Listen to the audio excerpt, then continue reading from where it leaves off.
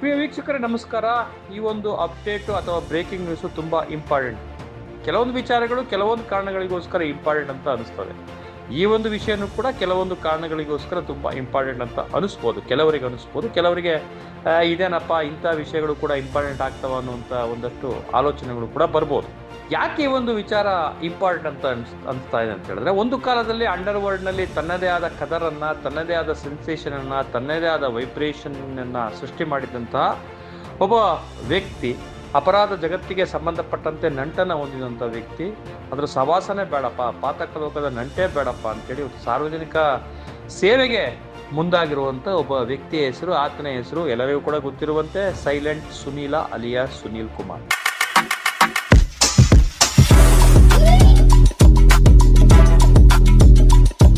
ಸುನೀಲ್ ಕುಮಾರ್ ಬೇಡಪ್ಪ, ಪಾತಕ ಲೋಕದ ನಂಟೆ ಬೇಡ ಅನ್ನೋಂಥ ರೀತಿಯಲ್ಲಿ ತುಂಬ ಸೈಲೆಂಟ್ ಆಗಿದ್ಕೊಂಡು ಎಲ್ಲೋ ಒಂದು ಕಡೆ ರಾಜಕೀಯ ಕ್ಷೇತ್ರಕ್ಕೆ ಪಾದಾರ್ಪಣೆ ಮಾಡುವಂಥ ನಿಟ್ಟಿನಲ್ಲಿ ಚಾಮರಾಜಪೇಟೆಯಲ್ಲಿ ಒಂದೆರಡು ವರ್ಷಗಳ ಹಿಂದೆ ಒಂದು ಸಾರ್ವಜನಿಕ ವೇದಿಕೆಯೊಳಗಡೆ ರಾಜಕೀಯವನ್ನು ಪ್ರವೇಶಿಸೋದಕ್ಕೆ ಸಿದ್ಧತೆಯನ್ನು ಮಾಡಿಕೊಂಡು, ಆ ನಂತರದಲ್ಲಿ ಆ ವೇದಿಕೆಯಲ್ಲಿ ಅವನ ಜೊತೆಗೆ ಯಾರ್ಯಾರು ರಾಜಕೀಯ ವ್ಯಕ್ತಿಗಳು ವೇದಿಕೆಯನ್ನು ಹಂಚ್ಕೊಂಡಿದ್ರು ಅದು ದೊಡ್ಡ ಮಟ್ಟದ ಗೊಂದಲ ಆಗಿ, ಎಲ್ಲ ಒಂದು ಕಡೆ BJP ಪಕ್ಷದವರೇ ಎಲ್ಲ ಒಂದು ಕಡೆ ಅವರನ್ನು ಪಕ್ಷಕ್ಕೆ ಸೇರ್ಪಡೆ ಮಾಡ್ಕೊಳ್ಳೋದಕ್ಕೆ ಹಿಂದೇಟಾಕಿ, ಹಾಗಂತೇಳಿ BJP ಪಕ್ಷದವರು ಸೈಲೆಂಟ್ ಸುನೀಲ್ ಅವ್ರ ಜೊತೆಗೆ ಸಂಪರ್ಕದಲ್ಲಿಲ್ಲ ಅಂತ ಅಲ್ಲ, ಖಂಡಿತ ಇದ್ದಾರೆ. ಯಾಕಂತಂದರೆ ಆತನಿಗೆ ರಾಜಕೀಯ ಪ್ರವೇಶ ಮಾಡುವಂಥ ಐಡಿಯಾವನ್ನು ಕೊಟ್ಟಂಥವ್ರು, ಅದಕ್ಕೆ ನಾವು ಬೇಕಾದಂಥ ಹೆಲ್ಪನ್ನು ಮಾಡ್ತೀವಿ ಅಂತ ಹೇಳಿದಂಥವ್ರು ಇದೇ BJP ಪಕ್ಷದವರು ಅಂತಲೇ ಹೇಳಲಾಗ್ತಾ ಇದೆ.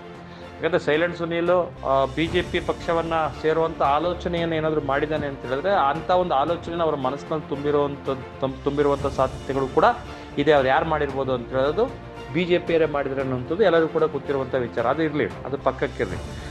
GBA ಎಲೆಕ್ಷನ್ನು ನಂತರ ರಾಜಕೀಯ ಜೀವನಕ್ಕೆ ಬೇಕಾದಂಥ ಒಂದು ಅಡಿಪಾಯವನ್ನು GBA ಎಲೆಕ್ಷನ್ ಮೂಲಕ ಅವ್ರು ಮಾಡ್ಕೊಳ್ತಾರೆ ಅನ್ನುವಂಥ ಮಾತುಗಳೇನು ಕೇಳಿ ಬರ್ತಾ ಇತ್ತು. GBA ಎಲೆಕ್ಷನ್ಗೆ ಒಂದೆರಡು ವಾರ್ಡ್ಗಳನ್ನು ಕೂಡ ಅವರು ಆಯ್ಕೆ ಮಾಡ್ಕೊಂಡಿದ್ರು. ಚಾಮರಾಜಪೇಟೆ ವಿಧಾನಸಭಾ ಕ್ಷೇತ್ರದಿಂದಲೇ 2 ವಾರ್ಡ್ಗಳನ್ನು ಆ ವಾರ್ಡ್ ಅಲ್ಲ ಅಂದರೆ ಈ ವಾರ್ಡ್ ಅಲ್ಲ ಅಂದರೆ ಆ ವಾರ್ಡ್ ಅನ್ನೋಂಥ ರೀತಿಯಲ್ಲಿ ಒಂದೆರಡು ಸ್ಪೆಕ್ಯುಲೇಷನ್ಸ್ ಇದ್ದೇ ಇದೆ. ಸುನೀಲ್ಗೆ ಸ್ಪೆಕ್ಯುಲೇಷನ್ ಇದ್ದೇ ಇದೆ. GBA ಎಲೆಕ್ಷನ್ ಕೂಡ ಶೀಘ್ರದಲ್ಲೇ ಆಗುತ್ತೆ ಅನ್ನೋಂಥ ಒಂದು ಮಾತುಗಳು ಕೇಳಿಬರ್ತಿರೋದ್ರಿಂದಾಗಿ GBA ಎಲೆಕ್ಷನ್ನಲ್ಲಿ ಆ ವಾರ್ಡ್ ಅಥವಾ ಈ ವಾರ್ಡಲ್ಲಿ ಸ್ಪರ್ಧಿಸೋದು ನಿಕ್ಕಿನೇ ಆಗೋಗಿದೆ ಸೈಲೆಂಟ್ ಸುನೀಲ್ಗೆ. ಅದರ ಆಚೆಗೆ ಮತ್ತೊಂದು ಸುದ್ದಿ ಏನು ಕೇಳಿಬರ್ತಾ ಇದೆ, GBA ಎಲೆಕ್ಷನ್ ಆಗಲಿಲ್ಲಪ್ಪ, ಅದರ ಆಚೆ ಇನ್ನೇನು ಮಾಡ್ಬೋದು ಸೈಲೆಂಟ್ ಸುನೀಲ್ ಅಂತ ಹೇಳಿದ್ರೆ, 2 ವಿಧಾನಸಭಾ ಚುನಾವಣೆಯಲ್ಲಿ ಸ್ಪರ್ಧಿಸುವಂಥ ಸಾಧ್ಯತೆಗಳು ಕೂಡ ಇದೆ ಅನ್ನೋಂಥ ಒಂದು ಮುನ್ಸೂಚನೆಯನ್ನು ಕೂಡ ಅವರ ಪಾಳೆಯಿಂದ ಈಗಾಗಲೇ ಕೇಳಿ ಬರ್ತಾ ಇದೆ. ಅವರ ವಿಶ್ವಸನೀಯ ಮೂಲಗಳು ಈ ಒಂದು ಮಾತನ್ನು ಹೇಳ್ತಾ ಇದ್ದಾವೆ.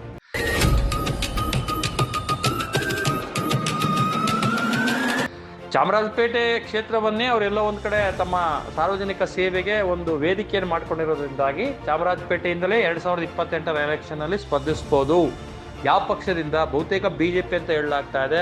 ಕಾಂಗ್ರೆಸ್ನಲ್ಲಿರುವಂಥವರು ಕೂಡ ಒಂದಷ್ಟು ಜನ ಅವರ ಸಂಪರ್ಕದಲ್ಲಿರೋದ್ರಿಂದಾಗಿ, JDSನಲ್ಲಿರೋರು ಕೂಡ ಸೈಲೆಂಟ್ ಸುನೀಲ್ ಜೊತೆಗೆ ಒಂದಷ್ಟು ಸಂಪರ್ಕದಲ್ಲಿರೋದ್ರಿಂದಾಗಿ BJP ಫಸ್ಟ್ ಆದ್ಯತೆ ಅಂತ ತೆಗೆದುಕೊಂಡ್ರು ಕೂಡ ಬೇರೆ ಪಕ್ಷಗಳಿಂದ ಅವರು ನಿಲ್ಲಲ್ಲ ಅನ್ನುವಂಥ ರೀತಿಯಲ್ಲಿ ನಾವು ಹೇಳೋಕ್ಕಾಗೋದಿಲ್ಲ. ಬೇರೆ ಪಕ್ಷಗಳು ಕೂಡ ಅವ್ರಿಗೆ ಮಣೆ ಹಾಕುವಂಥ ಸಾಧ್ಯತೆಗಳು ಇದ್ದೇ ಇದೆ. ಇದು ಒತ್ತಟ್ಟಿಗಿರಲಿ. ಚಾಮರಾಜಪೇಟೆ ವಿಧಾನಸಭಾ ಕ್ಷೇತ್ರದಿಂದಲೇ ಅವರು ಸ್ಪರ್ಧಿಸ್ತಾರೆ ಅನ್ನುವಂಥ ಮಾತುಗಳು ಇನ್ನಿಷ್ಟು ಬಲವಾಗಿ ಕೇಳಿಬರ್ತಾ ಇತ್ತು. ಈಗ ಮತ್ತೊಂದು ಕ್ಷೇತ್ರವನ್ನು ಸುನೀಲ್ ಆಯ್ಕೆ ಮಾಡ್ಕೊಳ್ಳೋದಕ್ಕೆ ಹೊರಟಿದ್ದಾರೆ ಅನ್ನುವಂಥ ಒಂದಷ್ಟು ರೋಚಕವಾದಂಥ ಇಂಟ್ರೆಸ್ಟಿಂಗ್ ಆದಂಥ ಸುದ್ದಿ ಕೇಳಿಬರ್ತಾ ಇದೆ.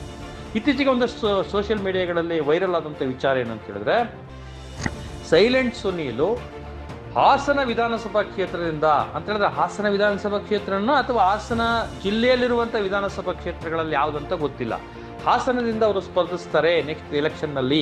ಯಾಕಂದರೆ ಇತ್ತೀಚೆಗೆ ಒಂದೆರಡು ಖಾಸಗಿ ಕಾರ್ಯಕ್ರಮಗಳಲ್ಲಿ ಪಾಲ್ಗೊಂಡಂಥ ಸಂದರ್ಭದಲ್ಲಿ ನೆಕ್ಸ್ಟ್ ಹಾಸನದಿಂದ, ಚಾಮರಾಜಪೇಟೆ ಇಲ್ಲ ಅಂತ ಹೇಳಿದ್ರೆ ಹಾಸನ ವಿಧಾನಸಭಾ ಕ್ಷೇತ್ರದಿಂದ ಅಥವಾ ಹಾಸನ ಜಿಲ್ಲೆಯ ಯಾವುದಾದ್ರೂ ವಿಧಾನಸಭಾ ಕ್ಷೇತ್ರದಿಂದ ಸ್ಪರ್ಧಿಸೋದಕ್ಕೆ ನನಗೆ ಇಷ್ಟ ಇದೆ ಅನ್ನುವಂಥ ಇಂಗಿತವನ್ನು ಸೈಲೆಂಟ್ ಸುನೀಲು ಅಲ್ಲಿ ವ್ಯಕ್ತಪಡಿಸಿದ್ರು ಅನ್ನುವಂಥ ಮಾತುಗಳು ಕೂಡ ಕೇಳಿಬರುತ್ತಿದ್ದರಿಂದಾಗಿ ಈ ಒಂದು ವಿಷಯಕ್ಕೆ ರೆಕ್ಕೆ ಪುಕ್ಕಗಳೆಲ್ಲ ಈಗ ಒಂದೊಂದೇ ಸೇರ್ಕೊಳ್ಳೋಕೆ ಶುರು ಆಗಿದೆ.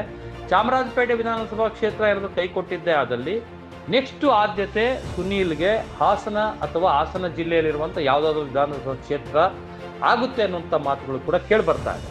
ಹಾಗಾಗಿ ಸೈಲೆಂಟ್ ಸುನೀಲ್ ರಾಜಕೀಯವನ್ನು ಪ್ರವೇಶಿಸ್ತಾರೆ ಅನ್ನೋಂಥದ್ದು ಬಹುತೇಕ ನಿಕ್ಕಿ ಆಗೋಗಿದೆ. ಎಷ್ಟೇ ವಿರೋಧಗಳಿರಲಿ, ಯಾರೇ ವಿರೋಧ ಮಾಡಲಿ, ಎಂಥದೇ ಆಕ್ಷೇಪಗಳಿರಲಿ, ಯಾಕೆ ರೌಡಿಸಮ್ ಸವಾಸವನ್ನು ಬಿಟ್ಟು ಇವತ್ತು ಹೊರಗಡೆ ಬಂದು ಎಷ್ಟು ಜನ MLAಗಳಾಗಿಲ್ಲ, ಎಷ್ಟು ಜನ ಸಚಿವರುಗಳಾಗಿಲ್ಲ.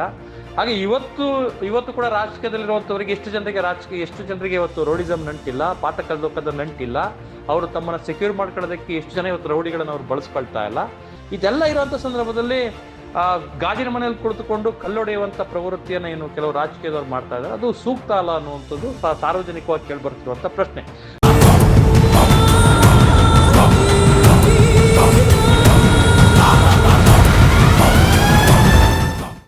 ಒಬ್ಬ ವ್ಯಕ್ತಿ ಬದಲಾಗದಕ್ಕೆ ಹೊರಟಂತ ಸಂದರ್ಭದಲ್ಲಿ ನಾನು ಪಾತಕ ಲೋಕದ ಸವಾಸವೇ ಬೇಡಪ್ಪ, ಸಾರ್ವಜನಿಕ ಜೀವನದಲ್ಲಿರ್ತೀನಿ, ಸಾರ್ವಜನಿಕರಿಗೆ ನನ್ನಿಂದ ಆದಷ್ಟು ಸೇವೆ ಮಾಡ್ತೀನಿ ಅನ್ನೋಂಥ ಒಂದು ಮನಸ್ಥಿತಿಯನ್ನು ಇಟ್ಕೊಂಡು ಹೊರಟಂತ ವ್ಯಕ್ತಿಯನ್ನ ನಾವು ಬೆಂಬಲಿಸಬೇಕು, ಅವ್ರಿಗೊಂದು ಅವಕಾಶವನ್ನು ಕೊಡಬೇಕು ಅನ್ನೋಂಥ ಮಾತನ್ನ ಎಲ್ಲ ಒಂದ್ ಕಡೆ ನಾವೇ ಅವಾಗ ಹೇಳ್ತಾ ಇರ್ತೀವಿ. ದೊಡ್ಡ ದೊಡ್ಡ ವೇದಿಕೆಗಳಲ್ಲಿ ರಾಜಕೀಯದವ್ರು ದೊಡ್ಡ ಮಟ್ಟದ ಭಾಷಣವನ್ನ ಬಿಗಿತಾ ಇರ್ತಾರೆ. ಅಂತ ಸಂದರ್ಭದಲ್ಲಿ ಸೈಲೆಂಟ್ ಸುನೀಲ್ ರಾಜಕೀಯವನ್ನ ಪ್ರವೇಶಿಸ್ತಾನೆ ಅಂತ ಹೇಳಿದಾಗ ಅದನ್ನು ವಿರೋಧಿಸುವಂಥದ್ದು ನಿಜಕ್ಕೂ ಕೂಡ ಎಲ್ಲೋ ಒಂದ್ ಕಡೆ ತುಂಬಾ ಅಭಾಸ ಅನ್ಸುತ್ತೆ, ಹಾಸ್ಯಾಸ್ಪದ ಅನ್ಸುತ್ತೆ. ಆ ಕಾರಣಕ್ಕೋಸ್ಕರ ಸುನೀಲ್ ಕುಮಾರ್ಗೆ ತಾಕತ್ತಿದ್ರೆ, ಸಾರ್ವಜನಿಕವಾಗಿ ಅವ್ರಿಗೆ ಒಳ್ಳೆ ಬೆಂಬಲ ಇತ್ತು ಅಂತ ಹೇಳಿದ್ರೆ ಯಾಕೆ ಅವ್ರಿಗೆ ಒಂದು ಅವಕಾಶ ಕೊಡಬಾರ್ದು ಅನ್ನೋಂಥ ಮಾತುಗಳು ಕೂಡ ಕೇಳ್ಬರ್ತಾ ಇದೆ. ಎಲ್ಲಾ ಮಾತುಗಳ ನಡುವೆಯೂ ಕೂಡ ಸೈಲೆಂಟ್ ಸುನೀಲ್ GB ಎಲೆಕ್ಷನ್ ಇಂದ ನಿಂತ್ಕೊಳ್ತಾರೆ ಅಂದಾಗ ಯಾವ ವಾರ್ಡನ್ನ ಆಯ್ಕೆ ಮಾಡ್ಕೊಳ್ತಾರೆ, ಚಾಮರಾಜಪೇಟೆ ಅನ್ನೋಂಥದ್ದು ಬಹುತೇಕ ಪಕ್ಕ ಆಗಿದೆ ಅನ್ನೋಂಥ ಮಾತುಗಳಿದೆ. ಚಾಮರಾಜಪೇಟೆಯೊಳಗಡೆ ಯಾವ ವಾರ್ಡನ್ನ ಅವ್ರು ಆಯ್ಕೆ ಮಾಡ್ಕೊಳ್ತಾರೆ ಅನ್ನೋಂಥದ್ದು ಒಂದು ಮಟ್ಟದ ಪ್ರಶ್ನೆ ಆಗಿದೆ. ಅದು ಹೋಯ್ತು ಅಂತ ಹೇಳಿದ್ರೆ GB ಎಲೆಕ್ಷನ್ ಅಲ್ಲಿ ಬಹುಶಃ ಅವರ ಅದೃಷ್ಟ ಕೈ ಕೊಡ್ತು ಅಂತ ಹೇಳಿದ್ರೆ, ಅಥವಾ ಅವರಿಗೆ ಎಲೆಕ್ಷನ್ ನಿಂತ್ಕೊಳ್ಳೋದಕ್ಕೆ ಅವಕಾಶನೇ ಸಿಗಲಿಲ್ಲ ಅಂತ ಹೇಳಾದ್ಮೇಲೆ ಅವ್ರು ಯಾವ ಒಂದು ವಿಧಾನಸಭಾ ಕ್ಷೇತ್ರ ನೆಕ್ಸ್ಟ್ ಇರುವಂಥದ್ದು GB ಎಲೆಕ್ಷನ್ ಮುಗಿತು ಅಂತ ಹೇಳಿದ್ರೆ ನೆಕ್ಸ್ಟ್ ಇರೋದು 2028ರ ವಿಧಾನಸಭಾ ಎಲೆಕ್ಷನ್. ಆ ವಿಧಾನಸಭಾ ಎಲೆಕ್ಷನ್ ಒಳಗಡೆ ಚಾಮರಾಜಪೇಟೆಯನ್ನೇ ಕ್ಷೇತ್ರವನ್ನು ಮಾಡ್ಕೊಂಡಿರೋದ್ರಿಂದಾಗಿ, ಅಲ್ಲೇ ಅವ್ರು ಇರೋದ್ರಿಂದಾಗಿ ಚಾಮರಾಜಪೇಟೆಯನ್ನು ಅವ್ರು ಆಯ್ಕೆ ಮಾಡ್ಕೊಳ್ಬೋದಾ, ಅಥವಾ ಅದು ಬೇಡ ಅಂತೇಳಿ ಹಾಸನ ವಿಧಾನಸಭಾ ಕ್ಷೇತ್ರನ ಆಯ್ಕೆ ಮಾಡ್ಕೊಳ್ಬೋದಾ ಅನ್ನುವಂಥ ಕುತೂಹಲದ ಪ್ರಶ್ನೆಗಳು ಕೂಡ ಕಾಡ್ತಾ ಇದೆ. ಇದಕ್ಕೆ ಸಂಬಂಧಪಟ್ಟಂತೆ ಸ್ಪಷ್ಟವಾಗಿ ಇಲ್ಲೇ ನಿಲ್ತಾರೆ ಅನ್ನುವಂಥದ್ದು ಮಾಹಿತಿಯನ್ನ, ಸ್ಪಷ್ಟತೆಯನ್ನು ಇವರು ಕೂಡ ಅವರ ಪಾಳ್ಯದಿಂದ ಯಾರು ಕೂಡ ನೀಡಿಲ್ಲ. ಹಾಗೆ ಎಲ್ಲವೂ ಕೂಡ ಸಾರ್ವಜನಿಕವಾಗಿ ಅವ್ರ ಕಿವಿಯಿಂದ ಇವ್ರ ಕಿವಿಯಿಂದ ಅವ್ರ ಬಾಯಿಂದ ಬಂದಿರುವಂತ ಮಾತುಗಳೇ ಆಗಿರೋದ್ರಿಂದಾಗಿ ಇದಕ್ಕೆ ಒಂದು ಸ್ಪಷ್ಟತೆ ಸಿಗ್ಬೇಕು ಅಂತ ಹೇಳಿದ್ರೆ GB ಎಲೆಕ್ಷನ್ ಅನೌನ್ಸ್ ಆಗಬೇಕು. GB ಎಲೆಕ್ಷನ್ ಅಲ್ಲಿ ಸುನೀಲ್ ತನ್ನ ಒಂದು ನಿಲುವನ್ನು ವ್ಯಕ್ತಪಡಿಸಬೇಕು. ಅದಿಲ್ಲ ಅಂತ ಹೇಳಿದ್ರೆ ನೆಕ್ಸ್ಟ್ 2028ರ ವಿಧಾನಸಭಾ ಎಲೆಕ್ಷನ್ ಬರಬೇಕು. ಆ ಒಂದು ಸಂದರ್ಭದಲ್ಲಿ ಸುನೀಲ್ ಸ್ಪಷ್ಟಪಡಿಸಬೇಕು. ಅಲ್ಲಿಯವರೆಗೂ ಕೂಡ ಅವರ ರಾಜಕೀಯ ಜೀವನದ ಪ್ರವೇಶ ಮತ್ತು ಕ್ಷೇತ್ರದ ಆಯ್ಕೆ ಮತ್ತು ಆದ್ಯತೆ ಅನ್ನುವಂಥದ್ದು ಪ್ರಶ್ನಾರ್ಥಕ ಚಿಹ್ನೆಯಾಗಿ, ಹಾಗೆ ಕುತೂಹಲದ ಪ್ರಶ್ನೆಯಾಗಿ ಉಳಿದೋಗ್ತದೆ.